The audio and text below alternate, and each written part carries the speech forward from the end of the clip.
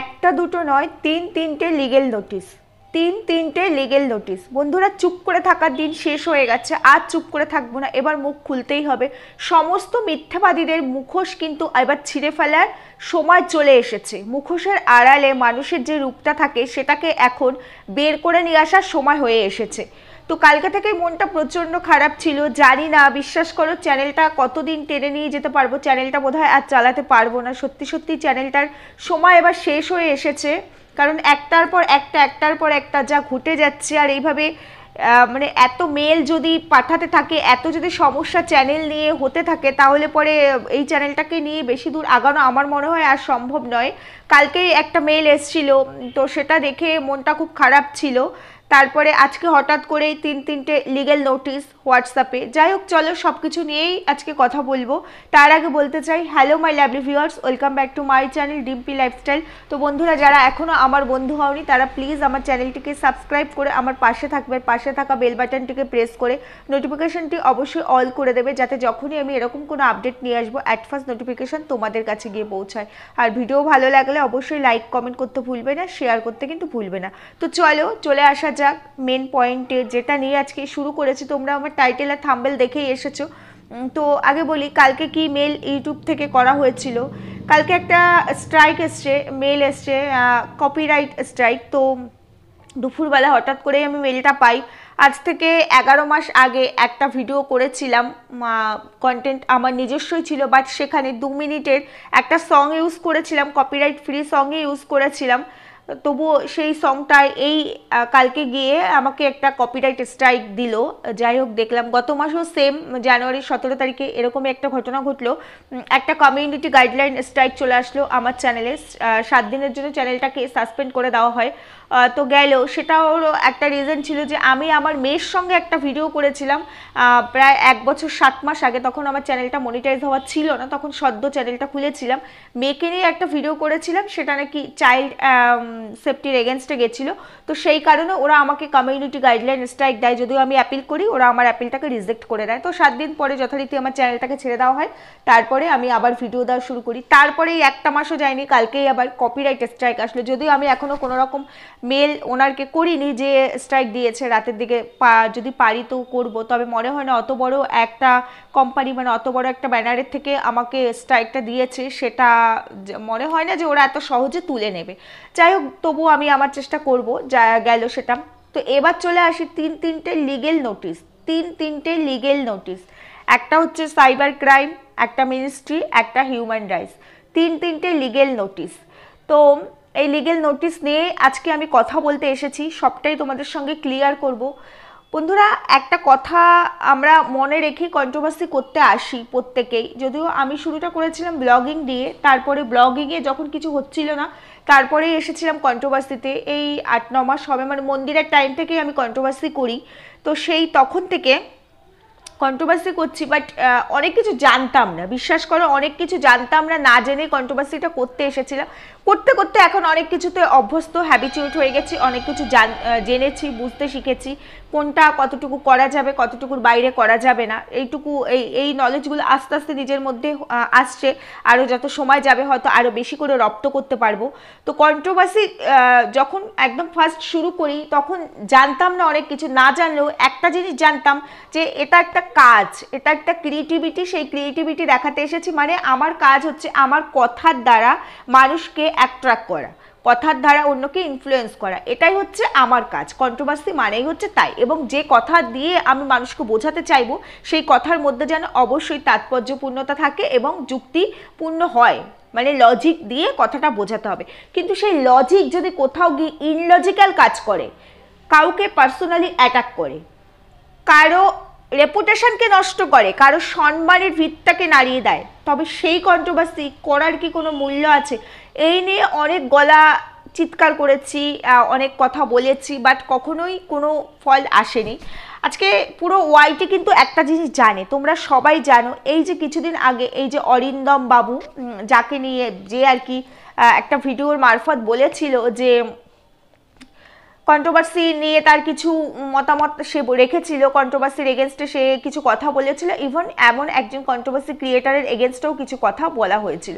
আজকে যতটুকু আমার কাছে খবর আছে যে তার কাছে সে সেদিন বলেছিল, সরি বন্ধুরা আমাকে একটু জায়গাটা চেঞ্জ করতে হলো কারণ আমার মেয়ের টিউটর এসছে, তো সেই জন্য। যাই হোক, যেটা বলছিলাম যে অরিন্দম বাবু বলেছিলেন খুব শীঘ্রই উনি স্টেপ নিয়েছেন কন্ট্রোভার্সির এগেনস্টে, বিশেষ করে একজন কন্ট্রোভার্সি ক্রিয়েটারের এগেনস্টে।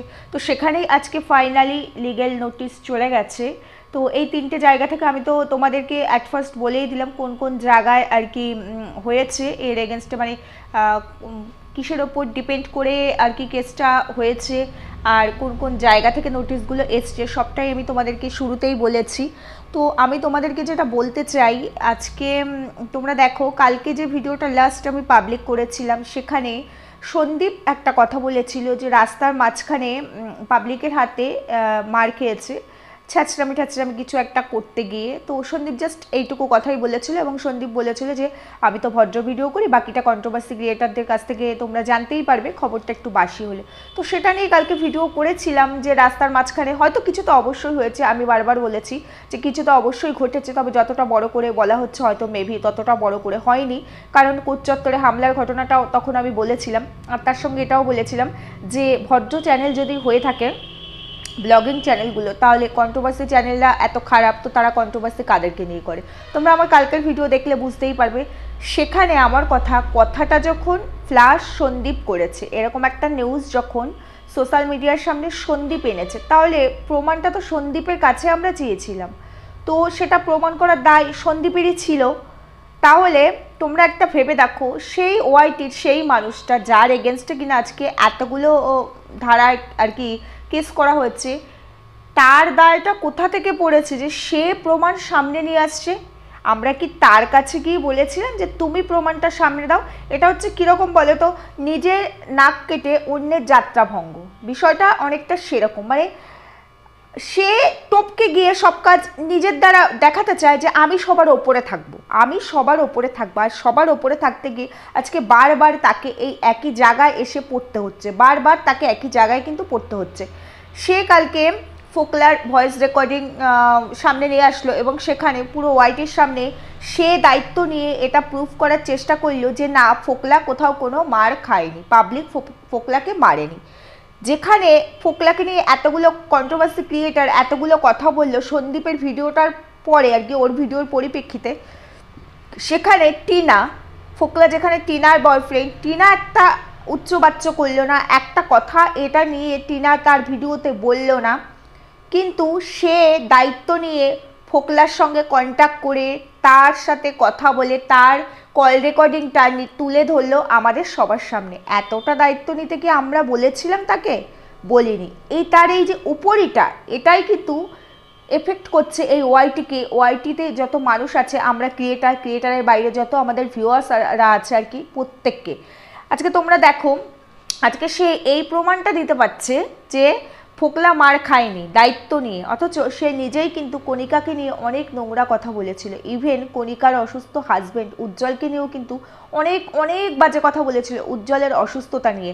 আমরা জানি কণিকা যখন, আজকে কণিকার চ্যানেলটা তো আজকের থেকে না, বহু পূর্ব মানে বহু বছর ধরে।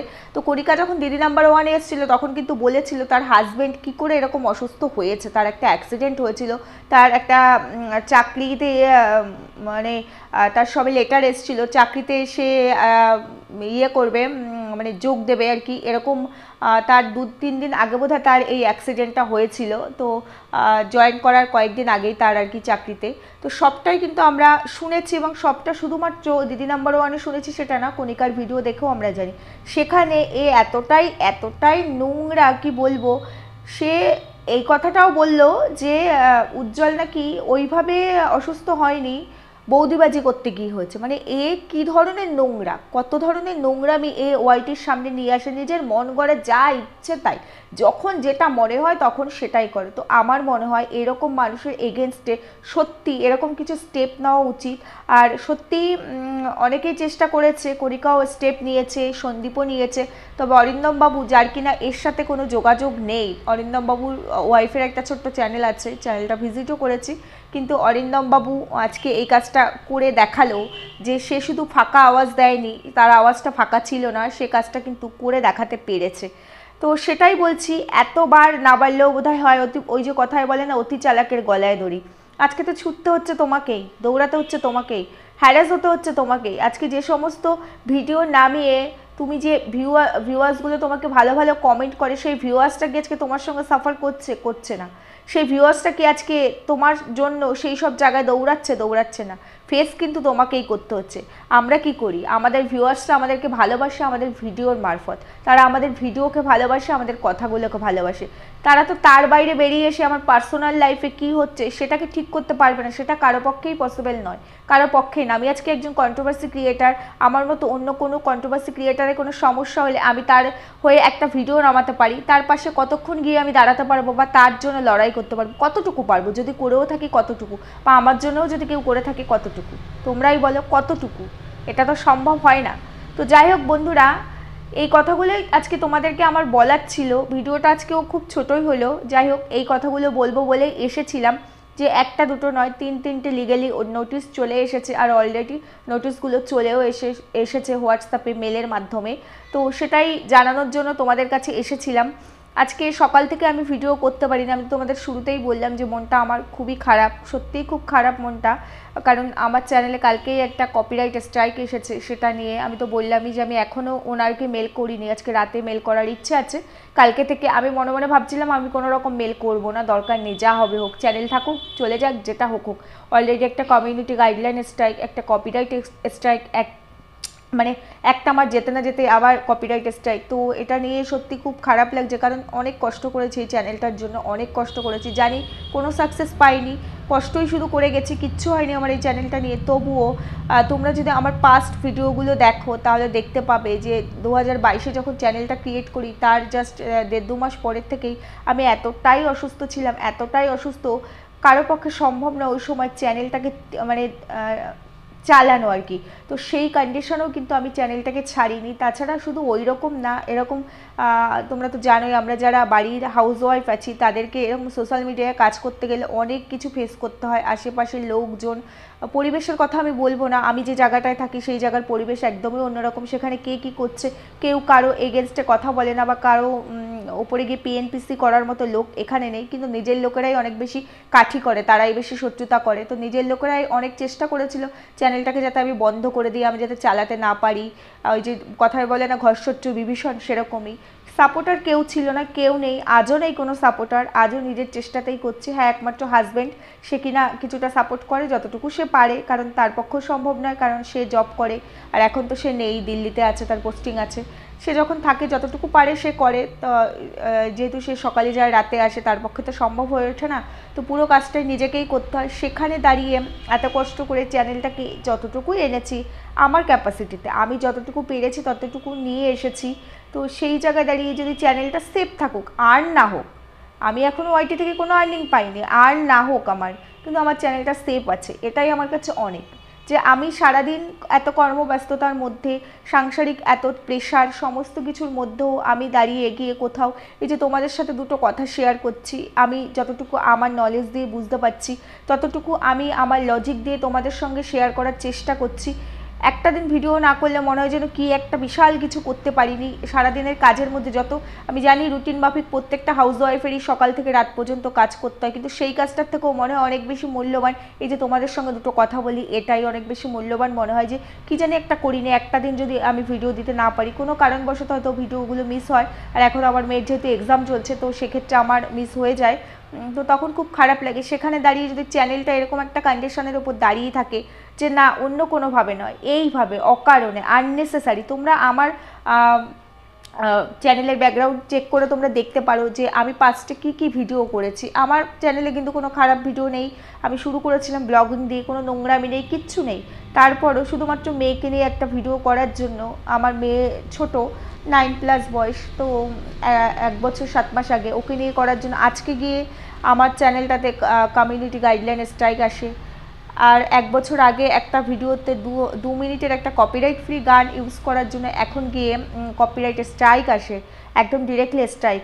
কপিরাইট ক্লেম হলেও সেটা একরকম, ডিরেক্টলি স্ট্রাইক আসে, এই বিষয়গুলো খুব খারাপ লাগে। তারপরে যেহেতু হেল্প পাওয়ার মতো কোনো জায়গা নেই, সবটাই নিজেকে করতে হয়, অনেক কিছুই জানি না, জানার চেষ্টা করি, কেউ সাহায্য করে দেয় না। যখন কপিরাইট কমিউনিটি গাইডলাইন স্ট্রাইক এসেছিলো তখনও কীভাবে অ্যাপিল করবো, নিজে থেকেই সবটা করেছি, এখনও নিজে থেকে সবটা করতে হবে, কেউ নেই, কেউ নেই মোটিভেট করার মতো, তো কেউ নেই, ডিমোটিভেট সবাই করে, কিন্তু কেউ নেই যে কিনা একটু হেল্প করবে। সেখানে দাঁড়িয়ে চ্যানেল যদি এরকম একটা কন্ডিশনের মধ্যে আসে, খারাপ তো লাগেই। তো অনেক কথাই তোমাদেরকে আজকে বলে ফেললাম, মনের কথাগুলোই বললাম, মনটা খুব খারাপ, তো কথাগুলো বলে মনে হলো মনটা অনেকটা হালকা হলো। যাই হোক, আমার ভিডিও যেটা নিয়ে করার ছিল সেটা তো বলেছি, তার সঙ্গে নিজস্ব কিছু কথাও তোমাদের সঙ্গে শেয়ার করলাম। তোমাদের যদি ভালো লাগে কমেন্ট করতে ভুলবে না, আর আমার ভিডিওগুলো তোমাদের কেমন লাগছে অবশ্যই জানিও। ভালো লাগলে শেয়ার করো, লাইক করো, কমেন্ট করো। আর কি বলবো, সবাই সুস্থ থেকো, ভালো থেকো, দেখা হবে আরেকটা নতুন ভিডিওর সঙ্গে। আজকে এখানেই রাখছি, টাটা।